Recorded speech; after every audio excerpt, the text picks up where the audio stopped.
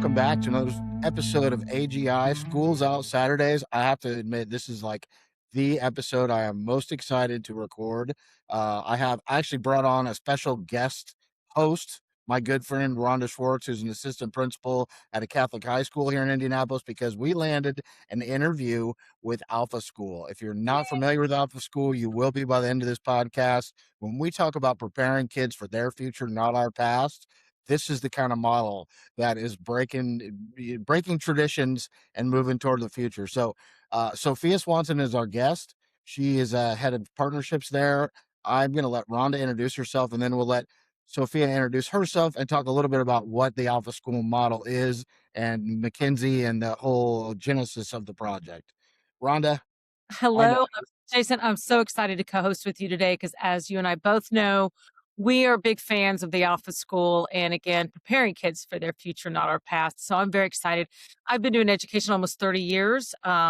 18 of those years have been in Catholic schools as a leader. And so I am just very excited to be part of this podcast. So welcome. And just for a little background, you have already implemented school AI in your Yes. school and are looking at Google Classroom as well as Magic School. Like, you're fairly educated on ed tech. Well, I'd say yes. You know, it's ever evolving, ever changing so rapidly, but for sure, we embraced school AI back in November after looking at Magic School and School AI. And because we are just so Google driven, Google Classroom, not that both of those platforms don't line up beautifully with Google Classroom, because they do, we are now going to look a little bit more closely at Gemini. So TBD on exactly where we land next year, but definitely loving the results that we are seeing with AI. Foundation models eating the sack. Well, yeah, we can talk about that in our podcast. We I feel you. Sophia, with that, please introduce yourself and give us a little bit of the story of Alpha School. Yeah. Well, thank you both so much for having me. I'm thrilled to be here today. And I'm so glad that you all are leading the conversation about AI and education in the Midwest, specifically in Indiana. We've, focused a lot of our expansion of Alpha School on the coasts, and we're now moving toward the Midwest. And the more conversation we can have about how AI in schools can be beneficial and not a scary thing is super important. So thank you for the work that you're doing. I can share a bit more about my role at Alpha and then about what Alpha School is generally. So I personally lead community partnerships. There are a couple other folks on my team as well who kind of split the realm of community partnerships across all of our Alpha School expansion campuses. So Alpha School started in Austin, Texas in 2014 and has since, in the past few years, been expanding across the country pretty rapidly. We've seen incredible demand from parents all over the U.S. And so we will now have about 25 campuses come this fall. We are a very unique school model. We focus on three main commitments to our students and our families. The first being that kids will love school. The second being that kids will learn twice as much in only 2 hours. And then the third, that students at Alpha School will build important life skills and prepare them for limitless futures. Happy to get into more detail there, but it's been really, really great supporting the expansion and learning more about the communities that we are opening schools in from a partnerships perspective. Well, let me start there. And Rhonda, I'm going to let you go into the nitty gritty, but on the backstory, like 2014 kind of aligns with like the explosion of Buda and Kyle, and the whole Austin area has really grown around that time. And why don't you tell a little bit of Mackenzie's backstory?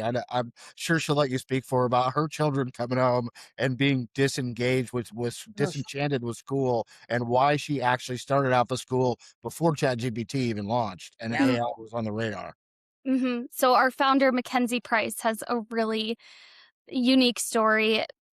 Very interesting story, but actually I will correct that. Probably not unique because a lot of parents are resonating with this. But back in 2014, Mackenzie was just very, as you said, dissatisfied with the experience that her children were getting in their public schools. Now, Mackenzie and her husband both grew up going to public schools. They're and still are public school advocates, but they were finding that their two daughters, who were usually, bright and bubbly and excited to learn, they were showing up in kindergarten and just kind of getting disheartened by the pace of learning.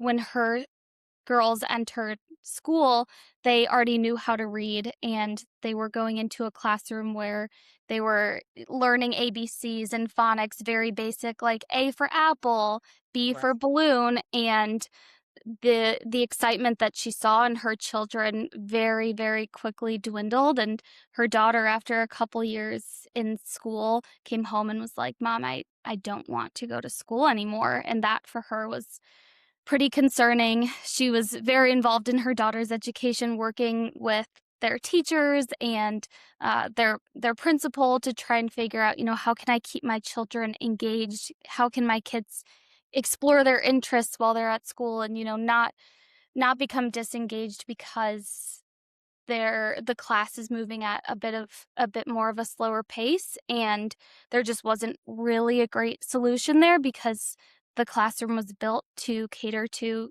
30 children in one classroom, and And everyone bilingual, right? had to I grew up everyone in El Paso, like, that does slow things down. It's it wonderful to have does. a bilingual environment, but it does slow things down when you have 2 primary languages in a school. Mhm. Yes, so she ended up you know she wanted her children to be able to learn at a better pace and to learn crucial life skills, which she felt, were not being taught in that environment. So she ended up starting her own school with another parent and some of their children. I think it was like 16 kids they started this school off with. And they immediately started she realized that, you can finish academics, as many homeschool parents know, in a shorter time period. And they started leading their children through all these very interesting workshops that the kids got so engaged in. And through that, saw the excitement come back to her daughters about their learning. And that was, the start of Alpha School. So it was a very personal journey for her, and local parents started to kind of catch on to the impact that this model was having. And through many years and partnerships with our now principal, Joe Lamont, we have an incredible model that's evolved over the years and is now expanding rapidly. And so ChatGPT hits November 2022. Was AI already on Alpha School's radar as a teaching mechanism pre-ChatGPT launch, or was that something that kind of coincided with the LLMs hitting the mainstream? Kind of both. So AI was definitely on Alpha School's radar in terms of the generative AI technology behind the ed tech apps that students were learning on.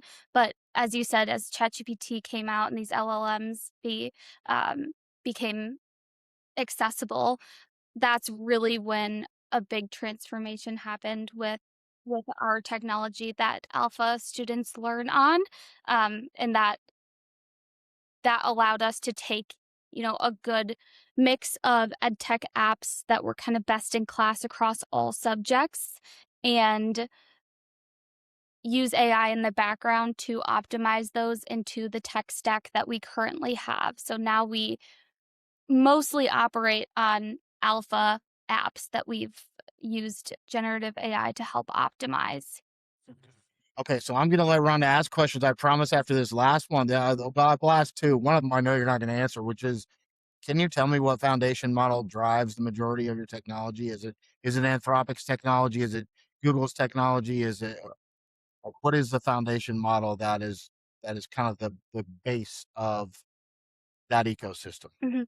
That's a great question. So I would say the base that the alpha apps have come from, um, started So like I mentioned, we had a whole host of like the best in class ed tech apps that we have AI systems running on the background to optimize, which then in turn, we've kind of taken the best parts of each of those apps and built our alpha app stack based on that.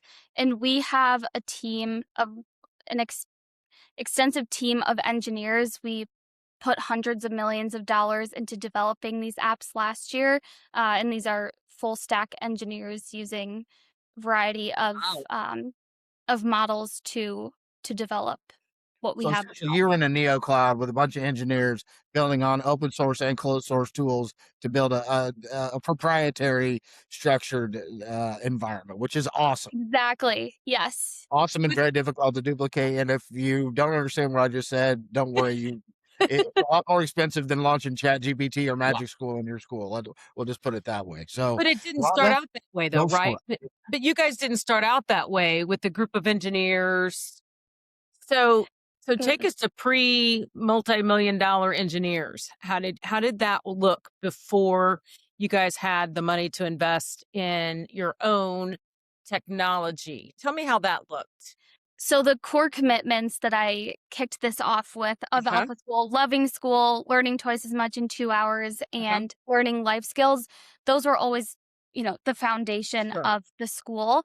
The the children were just learning on primarily existing ed tech Got it. platforms before then, but the unique piece was still that they were completing their learning um, in 2-ish hours in the morning, and the afternoons were reserved for really engaging life skills workshops, and the kids were loving school. Yeah. However, with the advancement of our technology and the apps that alpha students learn on, we've seen just exponential growth. Mhm. And you guys track that basically through your own apps and through your own data, correct? So you're not on a nationally ranked data system like NWEA or So, go ahead. yes, so we have a lot of our own great data. All of the apps that alpha students are learning on are actively tracking students' progress in real time to identify any gaps that might be present and then to personalize lessons to each student.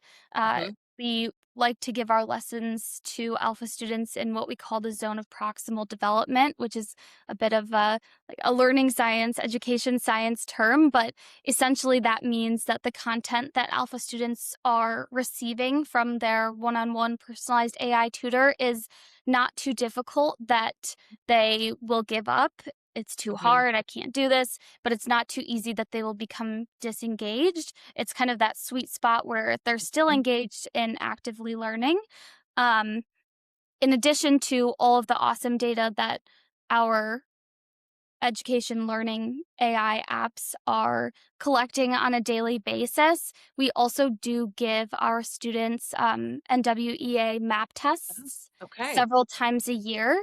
Okay. And we our our classrooms all across the country, across all alpha schools, score in the top 1% nationally. And this is comparing to Yeah. both public schools and other high end private schools. So, we can talk about Well, I alphas. mean, yeah, that's impressive. I mean, that's impressive that you have that national benchmark to Yes. go ahead. And that's a huge trust piece for families Yes. too. There are so many alternative school models that Mhm. exist. And I think the biggest hurdle for families in jumping from something with a long-standing history, like a great public school district or a private school that's been around forever, and kids go to Ivy League schools from this private school. Parents can see those results. Uh, a lot of the alternative school models don't have a great way to actually show the growth. So Yeah. the map testing is a really important piece that we we share with families so they can really see how much their children are growing.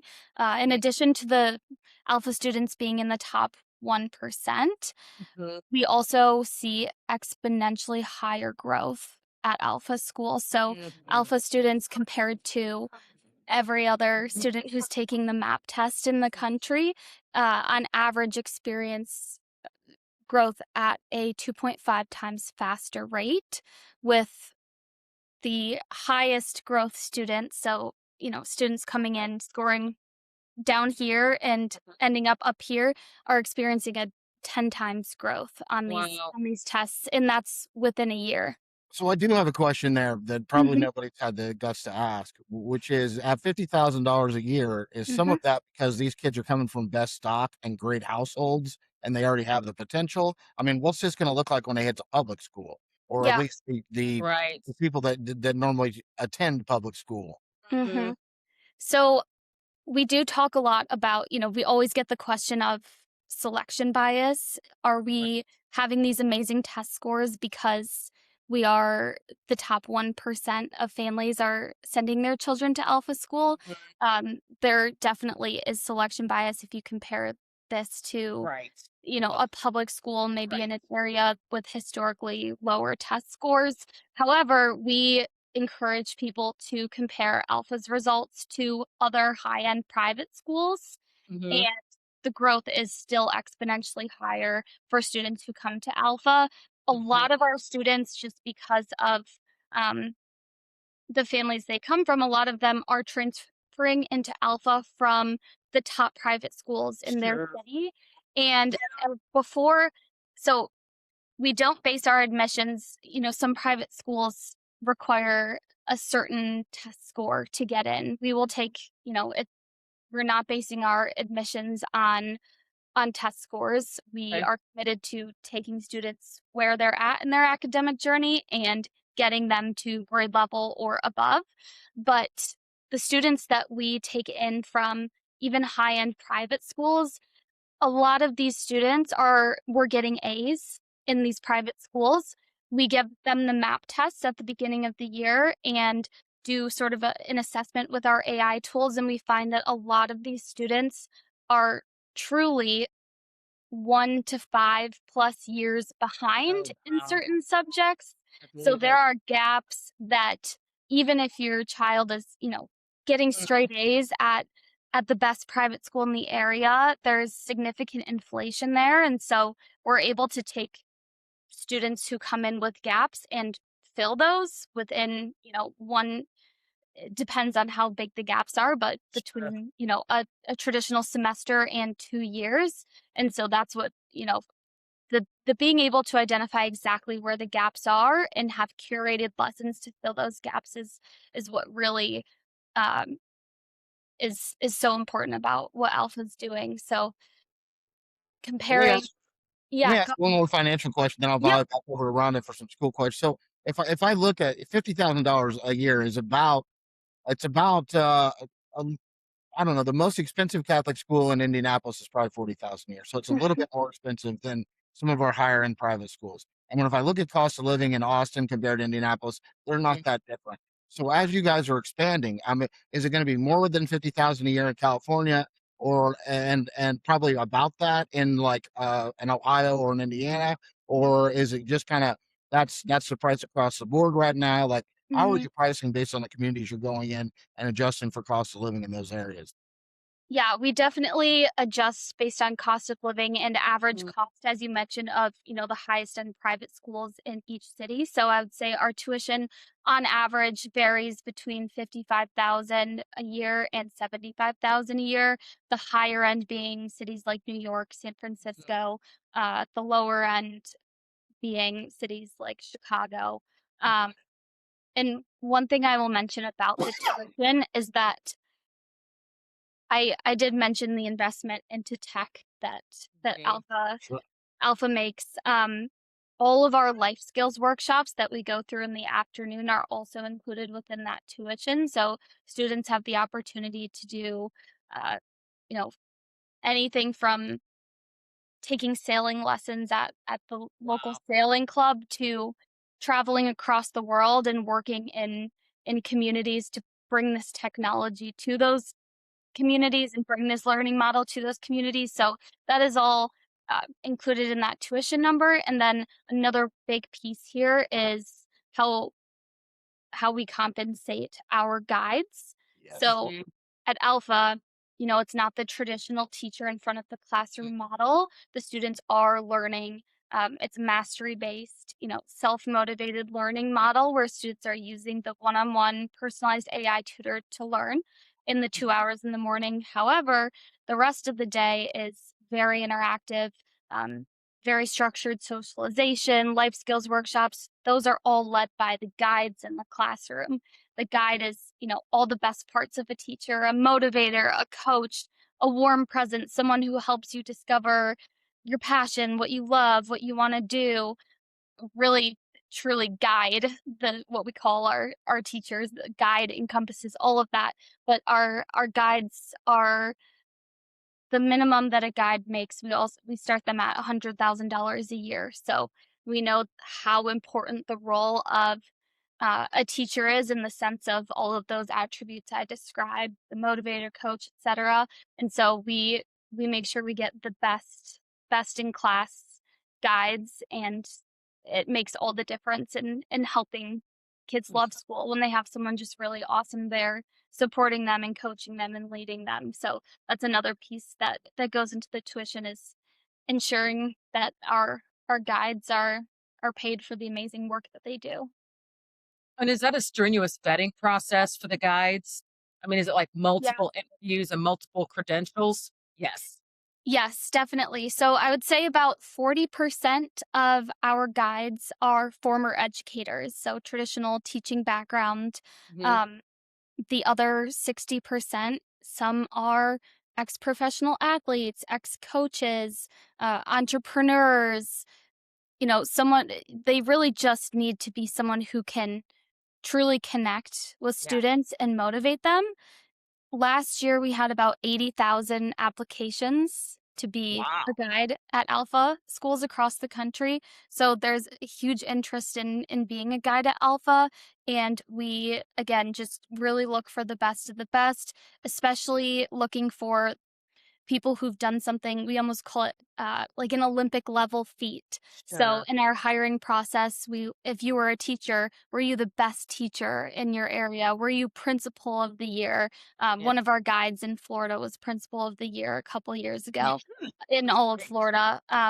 Did you, start a company, do some really interesting nonprofit work, maybe some international um, involvement? So all of our guides have like truly very interesting and incredible backgrounds. That sounds amazing. Because it sounds like an amazing place to work, especially when kids are self-motivated. I mean, I think that Mhm. if we had a magic wand that we can motivate our kids, right? I mean, we might not have the problems we have. Can we go back just a second to the price tag? And also, are you guys accredited in the states that you're in? Mhm. So we do have Cognia accreditation Oh, at a nice. national level, You probably yes. have too. Yeah. Mhm. So you guys take all the state assessments then that all the other kids take, which is Mhm. another benchmark that you're able to measure your students against national or state students. Mhm. Well, that's pretty impressive. So you have 2 key data points then outside of your software that you guys provide within your school. Yes, and our families have access to all of that data. Uh-huh. So parents at any time, alpha parents are typically very invested and stay very close to their Yeah, student learning journeys. yeah. Um, Especially when we're encouraging that self-motivated learning. At the younger ages, parent involvement is crucial to be aligned with, how we're encouraging and motivating children. But parents have access to all of the map results. They have access to the data that the AI tutor is collecting, so they know they can see how their child is progressing and where the holes exist and what lessons are being fed to their children to fill those gaps. And so do you guys, when they come in, do you interview the families? Like, walk me through an admissions process. Do you interview the families? Do you have them sign a parent school agreement? Mhm. I mean, what tell me, like, if I'm a parent, I want to come to an Alpha school, what that looks like. Yeah. So our admissions process, first of all, it's rolling admissions, which Okay. is great because Mhm. Alpha might be opening, your child might be struggling midway through the year, midway through the semester, and Alpha gives you the opportunity to switch at at any point. Our Uh-huh. admissions process starts off with, it's very personalized. We have a team of amazing admissions specialists across all locations, but it kicks off with just a general interest call. Our admissions specialist gets to know the family, gets to know their child or children, kind of figures out what their motivations are for exploring Alpha or potentially switching schools. We will then have we offer plenty of like info sessions, Mhm. Q&A situations. We have a shadow day, which Nice. is, where basically what it sounds like, a student can come shadow Alpha for the day, test it out. And while the students are shadowing, the parents have the opportunity to do like a coffee Q&A with our dean of parents, who's kind of like a head of school figure at Alpha schools. And while the students are shadowing, the guides are able to uh, see how a student is interacting in the classroom. The students will have a chance to also interact with the technology. And then throughout this admissions process, we definitely do look for parent alignment, Mhm. especially in these early stages with what we call our founding families. So, a founding family at Alpha is the first 25 families who say yes and commit to sending their children to Alpha.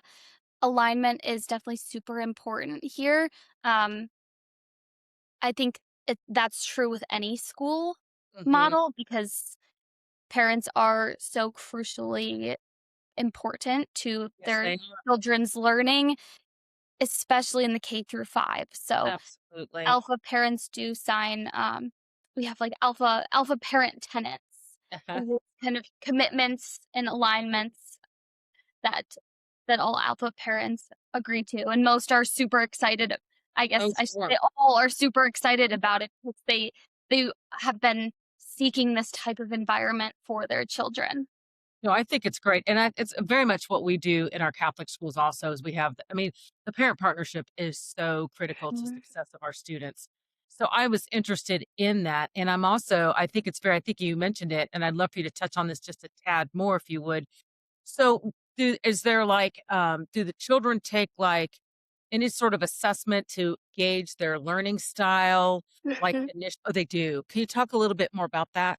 So this is so interesting to me. I'm like, I wish I had this sort of technology to interact with as an adult, and I feel like I could learn so much from it. But when the students are interacting with the learning apps, all of those data points are being collected. And we also do a sort of intake with each of the students to understand um, what their interests are, So like an what they interest care inventory about. sort of thing? Exactly. So that while so our learning science shows that, most of us think we're either a visual learner or um, like an Audio auditory, learner, yeah. yeah, an auditory learner. But learning science shows that a combination of both Mhm. is typically most effective for most students. So our learning apps um, do provide the content in both a visual and auditory sense. And then the intake I mentioned with the students' interests,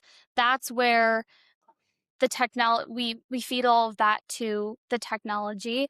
And if a student is struggling to stay engaged with the lesson, or if they're really having a tough time understanding a concept, and let's say the student is they love baseball or they're a huge Taylor Swift fan, the AI tutor will then be able to curate the lesson to be aligned with those interests, so the student can read Wow. about Taylor Swift or understand fractions from a baseball lens. Oh, wow. Yes. That's Love it. very, very Love it.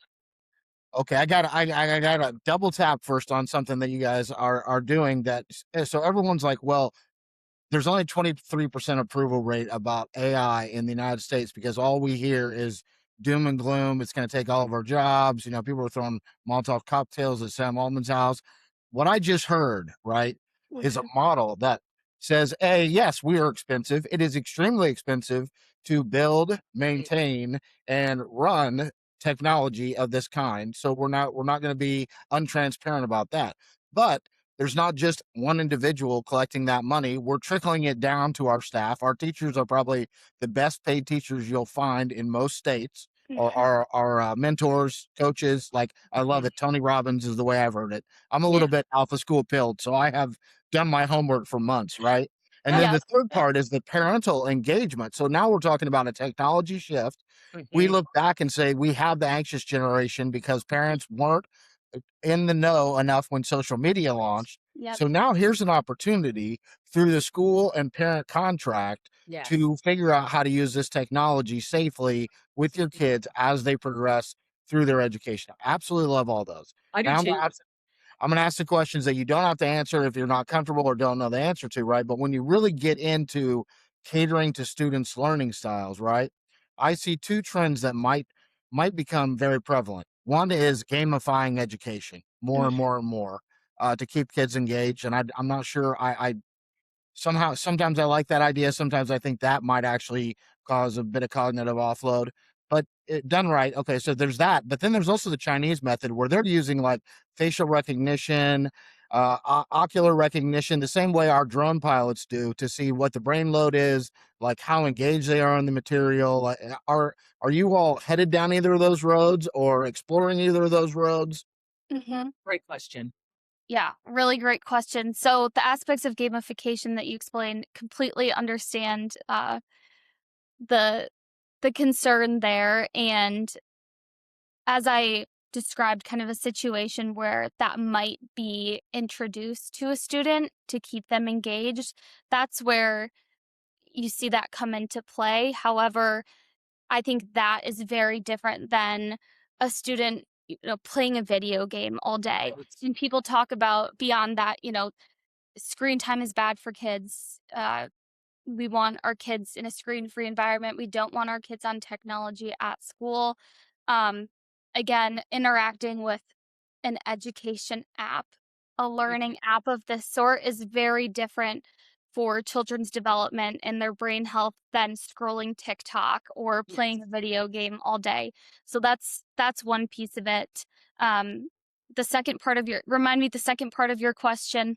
The second part is, are you using biometric Mm. AI markers to see how engaged kids are and maybe adjust based on that? Mhm. Yes, so we do track that for engagement, but that data is never shared, never sold. Oh, It wow. just helps inform how we Yes, are sure. keeping students engaged with our technology.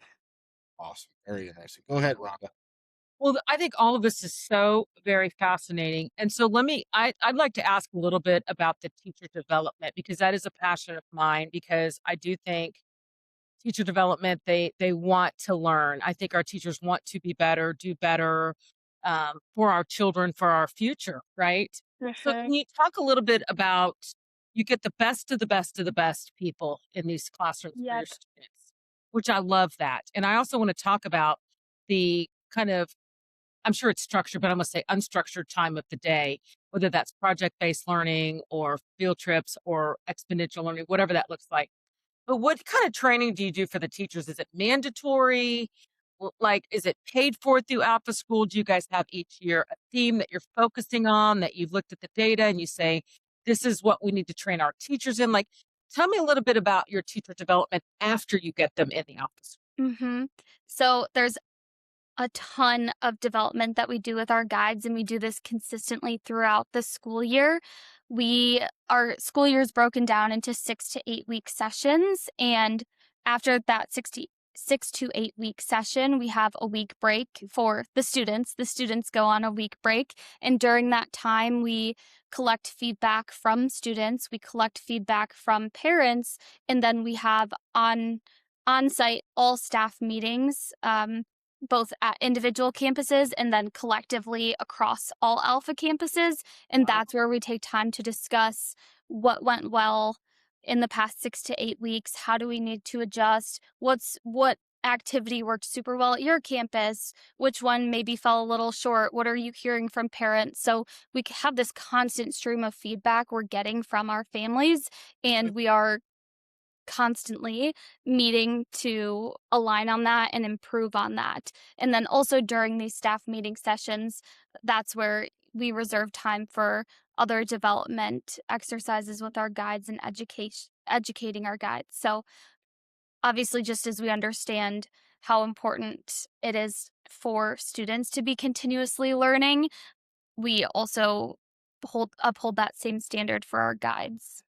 And Rhonda, something you brought up there that actually made me think about a conversation you and I have a lot, which is this teacher versus tech literacy. And it seems to me like if you have as optimized of technology as you have, so the kids are spending the 2 hours in a Pomodoro style learning, and that's really their main interface with technology, that the teachers maybe don't have to continuously master the Mhm. news. But by the same token, I can also see if there are kids in that school who are like, hey, I want to use Claude Code to start a business, like you are going to need to have some guides or a guide, like somebody who is not just a no coder, but who actually understands technology at a level that they can work with the higher functioning students. Is there somebody like that in every school? Does each teacher kind of bring a different specialization to it? So you've almost got a scrum team where, hey, this kid's ready to do this, so we're going to pair them up with Rhonda. That kid wants to do that, so we'll pair them up with Jason and his little side group. Kind of all of the above. So if you look at the teacher role in a traditional school, Mhm. the teachers are tasked with so much. Let's say you're a seventh grade science teacher, you need to be a domain expert in science, and Mhm. especially in teaching science at the seventh grade Right. level. You need to be able to connect with students and motivate them. You probably have some significant administrative duties that you have to go through, beyond just grading tests, grading papers, administrative duties with the school. You're interfacing with parents. There's so much that's put on a teacher's plate. And at Alpha, we really truly centralize the teacher role to the mentor interacting with each student. So we take all of those other factors out, and the technology is the subject matter expert on math, reading, science, social studies. So the children are getting, the best in class subject matter expert, learning science, student motivation expert in Mhm. their learning technology in the personalized one-on-one AI tutor. And then the guides in the classroom really truly are those amazing motivators. So in terms of, a student might have an interest in building something with Claude Code, we have guides across each alpha school with different skill sets who can be tapped on the shoulder and Yeah. help different students with their different projects. But a big thing in our hiring with guides is that we hire within the top 10% of IQ, essentially. Um, all of our guides go through cognitive testing before they're hired. So these people are extremely intelligent. Actually, anyone who works for Alpha School goes through this. So, Alpha's building something where everyone who works at Alpha, especially the guides, are extremely intelligent, extremely capable, resourceful individuals. So it also kind of emphasizes that resourcefulness and self motivation that we encourage in our students. The guides are there to say, okay, you want to learn how to build something in Claude Code. Let's sit down and learn how to do this together. There are plenty of resources online to teach you Claude, start from the basics and teach you how to get there. So the guide doesn't necessarily have to be an expert on, we have students making their own music, like starting from the very basics. They're singing, they're going through all of the sound making of the music. They're recording it in a studio. They're finding a studio to record it. They're going through all these steps. And there might not be a guide in the school who's an expert on making a song and recording a song and publishing it to Spotify, but the guides are there to help guide the students Sure. um, into figuring out how to do that. And that's, I think, one of the biggest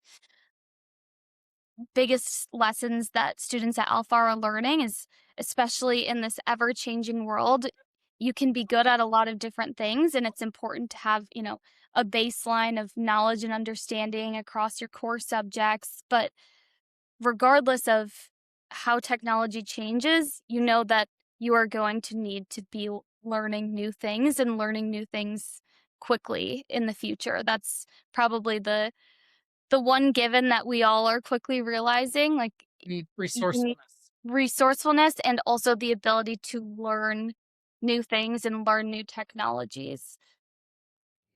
Amazing. So I want to ask at least 2 more questions, Jason, Mhm. for sure. You go right ahead. I mean, I have 1,000, so I'm I trying do to. too. So you guys start your day out basically. I think I either read this or heard this somewhere, like everybody coming together to do some sort of calisthenics or Mhm. exercises. So everybody starts out kind of to Jason's point and Tony Robbins. We're gonna jump and we're gonna love life for a minute. Is that Yes. true? Yes, we call it our limitless launch. So Oh, at the I start love of each day, the students all get together. And like you said, it's oftentimes a physical exercise to kind of get them pumped up, ready for the day, creating a supportive, encouraging environment. So every single day at Alpha School starts off on that high energy, it. high support note. That's great. And then, like, are you guys like in a sense a traditional school where you have social workers and you have a school nurse? I mean, is it something like if I were to walk into Alpha School, it would feel like a school with the secretary that answers the phone and a head of the school or principal and a nurse and a counselor. Does No, it but does it look Snapchat answers the phone and they have a robot nurse. probably? Why didn't I think of that? Someone's gonna clip this of me saying there's a robot. I was gonna make a joke, but then that was Me no, too. no robots. No robots in the school. Uh, that's funny. A little different. So the space itself, it's almost like a WeWork type space, I would Okay. say. So different than walking in a school. There's the front office, and then there's a bunch of classrooms that all look the same. We've curated our alpha environments to, Look again, push the different. idea that students love school. Most people don't love sitting in a classroom for No, 6 hours a day and sitting still. So we provide different learning environments. We I have love that. desks that students can learn at if someone likes to stand at Or a. self-seating, standard seating Yeah, that they can stand at. So it looks completely different it than the looks 1980 that we're still looking like. yes, and that's, an interesting piece of that is that also kind of helps with the motivation for some students. If a student completes all their lessons and moves on to the next level, that unlocks certain privileges for them, like doing their Nice. schoolwork for the day in a tent or next to a bunch of stuffed animals. Like it's also um, it emphasizes the motivation I piece, love it. the learning environment. And then at all of our schools, we have what we call a dean of parents. And Okay. that I kind of compared it to a head of school earlier in our chat, but this goes back to the idea that we don't want to put every single piece of traditionally what a teacher is responsible for on our guides. So we want our guides to be the best for our students. And we want the guide's focus to be on our students. So the dean of parents is the person at Alpha who interacts primarily with the parents. So That's they huge. also have close relationships with the guides, but instead of parents constantly going to the guides asking questions about their students, the guides are able to focus on students at Alpha, while the dean of parents can relay that information to That's them. nice. So I they have have worked I have worked in schools, and parents that are willing to pay a price tag for education have high expectations. absolutely, and we completely understand and Yeah. value that. And Yes. like I mentioned, the parent involvement is It's crucial. critical. It's It crucial, and so we needed there to be a person who Mhm. can deliver on that, while Yes, also not taking away from or subtracting from or being a distraction from the guides being focused on the student's success. for sure. Let me ask this question too, because I find this to be fascinating because I've also worked in schools in low socioeconomic demographics, two schools, high Latino schools, and one a predominantly African American school. And I really loved that time. I've really felt it was a calling. Is there any chance that Alpha would go into a lower socioeconomic demographic arena to have a school? I mean, has that ever been in the discussion, in the framework? Mm-hmm. Create a That foundation to pay for it. Well, I I mean, agree but there with would you. be I do believe there'd be donors. I do I believe that you would find a big donor group or support group that would really see the need and the benefit because, sometimes I do believe kids are a product of their environment and a product of their circumstances. And I love being able to take those children that are somewhat hidden in our society and give them the opportunity to expand themselves and their potential and possibilities. Has there ever been discussion in Alpha to do something like that? Yes, absolutely. That is 100% the goal. And as we expand, we also have a few different types of school models within our suite of businesses. Nice. So yes, we Rhonda do loves have this one. You got to I talk about the athletic school. She's been waiting for this the conversation. Texas Sports Academy. I know. There's so much to discuss. Yes, that is the goal. I mean, our principal, Joe, his goal is to reach a billion kids. I love that.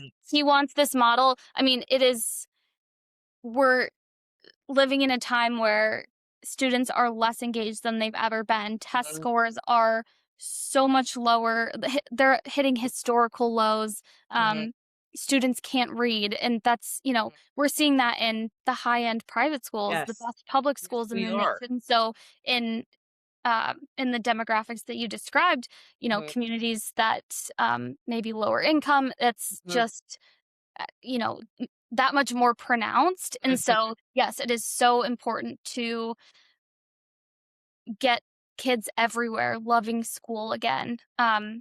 Ensure that children across the country and across the world are prepared for their futures and that they believe they can do anything and that Yeah, their schools are helping them, you know, mhm, helping them to believe that mhm. and helping them to accomplish that and showing them that yes, instead of shooting down an idea that a student has or an interest that they want to explore Mhm. because there's not enough time in the day or that's a distraction, we need to be building students up when they come to us with Agreed. those sorts of things in school. So yes, I mean, the goal is to eventually get this into public schools, get this Mm, into other private schools, and I don't know exactly what that will look like, but sure. um I think we truly believe that this model is the future of education I and I completely agree and saw, I don't know, probably 3 or 4 years ago, on Instagram, and I was like, "This is the wave of the future. If we could all just wrap our arms around this and embrace this." and And I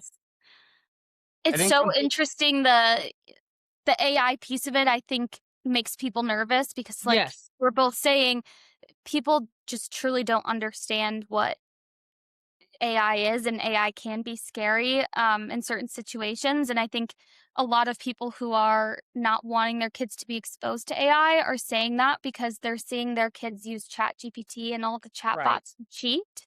right. And we, in our core academic period at Alpha, the students are not using ChatGPT or any other chatbot to Mhm, cheat through their work. They are actually having to engage in the work. And right, because they're reaching mastery across their subjects in the 2 hours in the morning, they're not taking extra work home on the evenings or weekends. Homework. They're not doing that. right, And so they're not going home and cheating even more to cross off the mm, list of getting cross off the box of getting the lesson done. I mean, they're right. truly learning and understanding, and if parents could see that aspect of it and see that, AI is just helping the chatbot is Advance not the advance answer. their learning, advance Yes. their yes. Yes, it's helping advance their learning, and Alpha's doing it in a very intentional, Yeah. controlled environment, and the biggest piece also, I mentioned the no homework, is this is giving kids time back and Oh, yeah. time back, there's not enough time in the day I mean, for I've been the any of parent us. pulling my hair out over homework, Oh right? my I've been gosh, that parent, so I love that. I do So want to when bring you up real quick, Randall, so that we don't forget, because the way we got this interview, and we're so grateful that you were are willing to come on here, was we have looked at with a small group of us, what would it look like to bring an alpha school to Mhm. the greater Indianapolis area? And my understanding is if you can get a petition with 50 parents who are moderately informed on what it is and could afford the price tag that are interested, then Alpha School will do kind of an evaluation of the landscape. And if they decide it's a good city for it, then they will move forward and put that a pen on the map of, yeah, that's another place we want to create a location. Is that kind of how cities that are hearing this that are like, God, how do we bring that to Fort Wayne, or how do we bring that to Yes. Muncie? Like, is that how you go about it? Yes. So our expansion is very demand driven, very parent demand driven. So we actually, you mentioned 50 families, it's actually 25. So Oh, wow.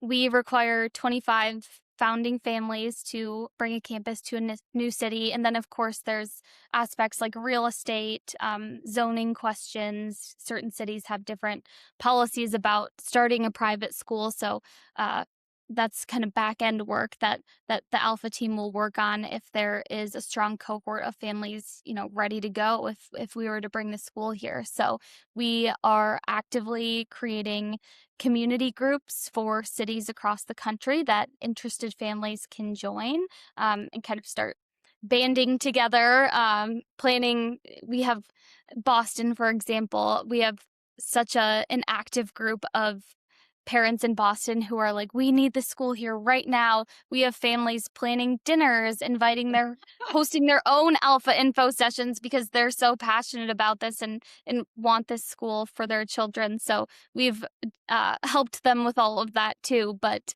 it's truly the parent demand and engagement that allows us to kick off expansion to different cities.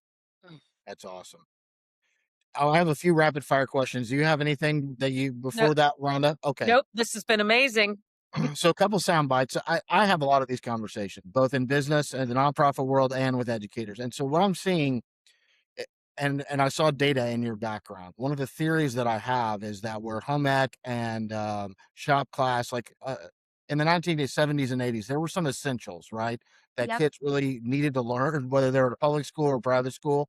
My feeling is design thinking and data analytics are two of those today. If you don't understand how to think through what is a problem, who's the end user that we're trying to solve for, how do we empathize with that stakeholder, how do we divergently think using artificial intelligence, which it's awesome for, and then convergently bring our human skills in to find out that and then prototype and iterate like that. That is a skill that anybody's going to have going forward. And if you don't understand data and you're trying to deploy AI, particularly fully autonomous AI, you're pretty much lost. Am I off on any of that? No, I would agree with that. I mean, that's going to be crucial for the future, and and it just to add on to kind of future proof skills Yeah, please do. Yeah. that we are building our curriculum at Alpha on. We have 5 categories of life skills that we teach Alpha students at every grade. So pre-K through 8th, and then our high schoolers have aspects of these as well. But these are teamwork and leadership, storytelling and public speaking, Oh, yeah. entrepreneurship and financial literacy, Nice. relationship building and socialization, and grit and hard work. And so at each level, we spend the afternoons curating life skills workshops to ensure that students are gaining these skills. And at the end of each workshop segment, we have what we call a test to pass, where the students go through some sort of experience in an environment with an audience to display the skills that they've learned. I'll share an example of our kindergarten and L1, so like first graders essentially in San Francisco, to kind of build on. I think this exercise touches on all of these, except probably not storytelling, public speaking, or entrepreneurship and financial literacy. But the other skills I mentioned, I think this exercise really hits on all of them. But the little tiniest Alpha students in San Francisco biked 5 miles across the Golden Gate Bridge without stopping. That was their test to pass event for this life skills workshop. And a lot of these students didn't know how to ride a two-wheeler coming into this, but they worked with their classmates and helped build each other up, and the guides were there to take it step by step and, teach them how to ride a bike and then maybe ride a mile and take a break, then 2 miles and take a break, and all the way up to 5 miles across the Golden Gate Bridge. So it's exercises like that that are, again, age appropriate. The students have a chance to display them in a test environment. So we're truly ensuring that the students are obtaining all these skills. And the skills that I mentioned, those we believe are essential for any future career. I think Alpha, people associate Alpha with a lot of tech folks and entrepreneurs, which, yes, a lot of our Alpha parents fit into that group, and a lot of Alpha students go on to run their own companies, start and run their own companies. But we have students who are really passionate in music or fashion and want to go work in New York or direct a Broadway show. We have students with all types of interests, and regardless of how AI changes the world as we know it and the job market as we know it, all of the skills that Alpha teaches are crucial to any future job, and what we consider AI proof. And I would agree. I love what you're teaching them. My guess is, in having most things activities based, you're creating a hybrid type of a student that so your entrepreneur parents, right? That's a guy who can get up and pitch to a venture capitalist and talk to a room and capture a room, right? Whereas your more software engineer type kids are like your Satya Nadella, who had to learn how to talk to a bunch of people because it just doesn't come naturally, right? Mhm. I think you have to have both skills Yep. really as we go forward.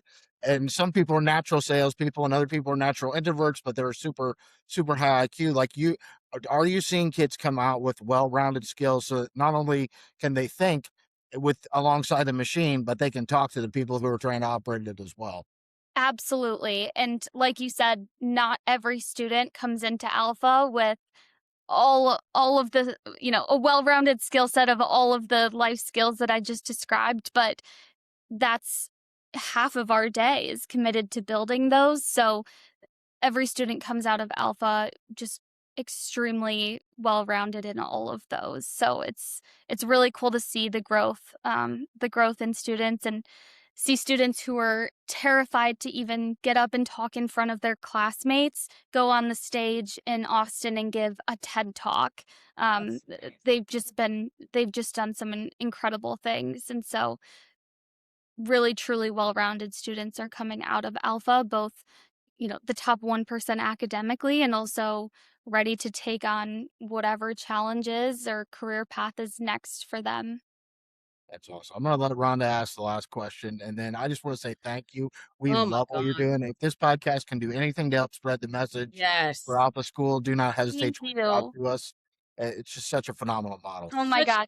We such a appreciate it, and we're so excited to expand. And I grew up just outside of the Chicago area, or in the okay. Chicago And you're a area. Midwester. Yes, I am. So seeing this expand to the Midwest is so important to me. Well, I And do think that is probably I have a comment and then, a Mhm. question. I think the comment that I'd like to make is, you know, I've been in this close to 30 years and this is still exciting to me, but I'm also a dedicated lifelong educator. Yep. And I think if more educators were really made aware of the opportunity and possibility within education, I think there's so many educators that would completely embrace this model and, Yes. and would be like cheering it on and really promoting what learning could look like and Mhm. helping children become really well-rounded individuals and ready for the workforce.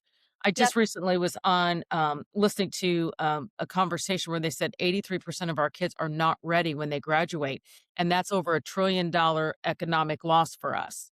And so, it's even as an older person that will be eventually retiring, we want our kids ready for the workforce, ready Mhm. to continue to promote our country, right? Mhm. I guess my question is the one that I really want to know is how many alpha schools do you guys have pinpointed like coming in the future? Like you have to have the 25 parents, but is there like this big wait list? I mean, are there cities that are just biting at the bit to jump on board? I mean, are you allowed to share that information? I don't know. So interest for Alpha is goes all across the country. I mean, we have families in probably rural Indiana who have reached out and submitted our Bring Alpha to Your City interest form on our website. We truly have families all over interested in alpha, yes. And we have families across the world too. So we currently, international expansion is definitely on the table for the future, but right now we have families moving to moving from different countries to the US to attend alpha school. I can count on my hand, at least just right off the top of my head, the families I can think of who are moving to the US for alpha school. So that is pretty wild. And then so it's the 25 founding families, as I mentioned, but also this fall we'll have between 20 and 25 campuses open, and many more on our radar opening in the next year or two. That's very amazing. And so to you Indiana families out there, don't hesitate to comment, and we're happy to correlate kind of a conversation, because we would love to do anything we can do to help bring one of these schools to Indiana. I will one last thought that I'll throw out there, which is the Rockefeller family is pretty much responsible for the education system that we currently have, because it fit their business model back 75 years ago, right? And so they founded foundations that formulated education that's kind of useless now. And a lot of people would say, because we're training people to do tasks in a factory, and those don't exist really much anymore. But in order to move something like this forward at a mass scale, it may take a Peter Thiel or an Elon Musk or someone with the leverage that the Rockefellers had back in those days. So I hope you all find someone who's both ethical and able to help you promote this going forward. Thank you. Yeah, I mean, we're so excited, and it is hard to scale. Just adopting change in the education system has pretty much been non-existent. Like, you look at all the industries that technology in the last 10 to 30 plus years has revolutionized. Education has barely changed. And if you want to change something in your public school or even your private school, you might, start a committee and talk about what you want changed. And then maybe you'll be able to speak at a PTA meeting 3 months from now. It's just changes so slow historically in education. So that will be a challenge to scaling, but we just have so many families so excited about Alpha School across the country. Our founding families are incredible. And anyone who is interested in bringing Alpha to their city or just learning more about the model, please don't hesitate to reach out. We have so many amazing people working for Alpha Schools, and we're so excited to be adding campuses to the map. Thank you, Sophia. And we will put the link to Alpha School's website as well as their LinkedIn and your LinkedIn. Is there anything else that we should include if people want to reach out to you all? I will send you the link to our Bring Alpha to My City form, and then also to our community page, so folks interested can start engaging with other interested families locally. Thank you. Very good. Thank This you was so delightful. much. Thank you, Jason, for letting me be your co-host today.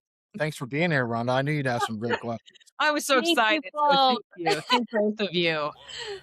Thank you. This was one. Things just get real. Looks like this dude's riffing on 11 labs. Is this guy using 11 labs? And I wonder what model he'll work with next week? Yeah, ride that wave.